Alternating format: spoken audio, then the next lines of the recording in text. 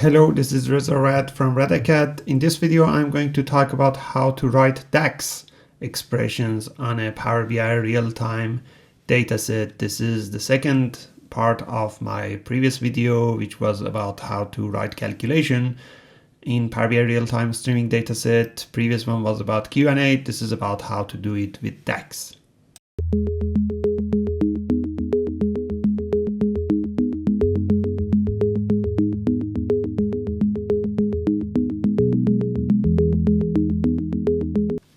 A Power BI streaming dataset is a dataset that we use for real-time reporting, a report or dashboard that shows as soon as a change happens, it shows that change in the dashboard. This type of dashboard we created with a specific type of dataset called streaming dataset, and a streaming dataset works with some different methods. You can configure your table here, the fields over there, and this type of dashboard would be a real-time dashboard. For example, the salary dashboard we did is an example of that. As soon as someone posts a new entry, we will have this updated and we'll see the result. Now, a real-time streaming dataset doesn't let you to download the Power BI file, so you are limited to what you can do here. In the previous video, I explained that you can write a calculation using Q&A, but just asking a question that has a calculation in it. But sometimes that is not enough. Sometimes you want to do more complex calculations, which requires DAX expressions. Although you cannot write DAX expressions here in this environment, you can use a Power BI with a live connection to this. For example, I can have a Power BI desktop and I connect to Power BI dataset. Now, when you connect live to a Power BI dataset, this dataset can be a dataset with real-time streaming. For example, this is a real-time streaming dataset, but still I can access it like any normal dataset. When I select the connection, it will bring that table with all the fields in it. It shows me that I am connected live to that dataset, even though that dataset is a real-time data. I can do any visualization, but the most important thing is that I can do calculations. In a live connection to a Power BI dataset, you can do two types of calculation. Basically, they are just one, called a report level measure. Report level measure is a measure that you create on top of the existing model with a live connection. This measure would exist into this report. Basically, you can either write the measure here or use one of the quick templates to create a measure. Just to show you an example, for example, I can just create a measure of something like this, and this would write a measure which I can use in any of my visualizations.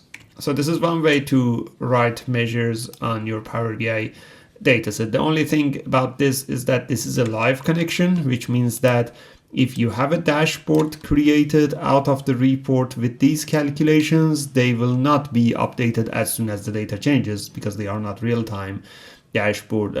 They are not based on a real-time dataset. They are based on a live connection dataset to a real-time dataset connection, which means that they would be updated on a frequency like 15 minutes, 30 minutes, depends on how you choose that frequency. And the report, whenever you refresh the report, you will have the up-to-date data.